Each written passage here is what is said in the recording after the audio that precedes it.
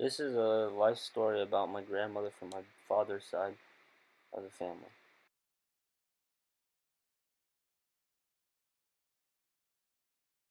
My grandmother, Suk Woo, was born on March 28, 1941 in Daegu, South Korea.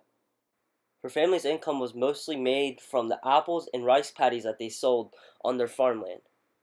However, when my grandmother was old enough to go to school, her father made her go to the neighboring town school to have her pursue a better education. After attending school for about 2 to 3 years, in 1950, the Korean War broke out, and many North Korean soldiers invaded South Korean towns. Because of these North Korean soldiers, my grandmother's school was burned down, and the students were forced to evacuate. The Korean War impacted my grandmother tremendously because she was forced to evacuate multiple times because of the North Korean soldiers always chasing after them. After the war ended in 1953, South Korean economy was suffering. As a source of income, my grandmother got hired at a U.S. military base during the Vietnam War in 1955. In 1963, she met her future husband, Larry Stillman, at the military base. After the couple got married in Korea, they moved back to the suburb life in America, along with the baby. The couple moved to Monrovia, California, where they can start a family. In 1970, inflation started to happen. This was where there was a high demand and low supplies of things such as jobs, houses, and cars. This recession caused many banks to go bankrupt. This also caused many people to go into foreclosure. To ensure that her family had a stable lifestyle, my grandmother decided that learning English in college was the best way for her to compete in the job market. She attended West Coast Trade School to perfect her English. In 1975, with her 2 kids and husband, she moved to Torrance, California.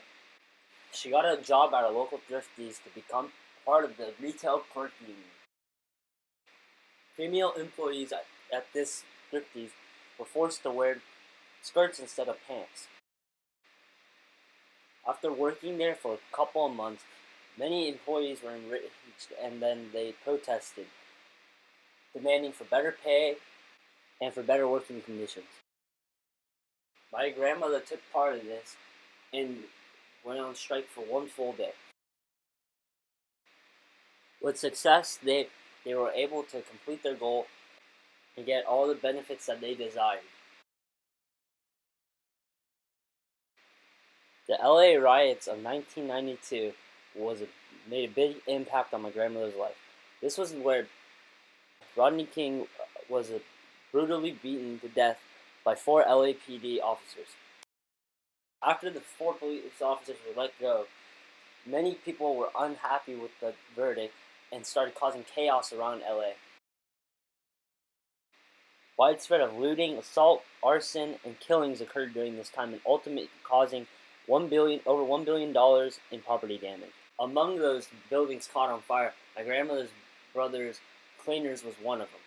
Not only did this hurt them financially, but this also scared them to have a business in California. The internet bubble of 1999. This was where many people invested in the new internet companies that were coming out. Many investors told people to invest in the stock market.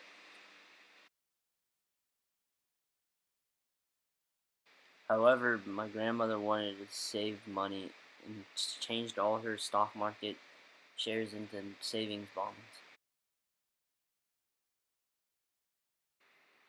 After the crash, some companies lost more than 85% of its stock value.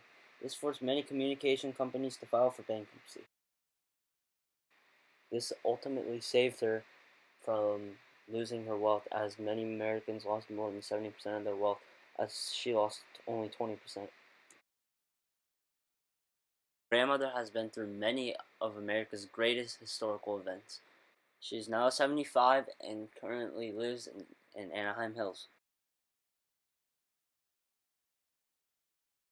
Thank you for watching.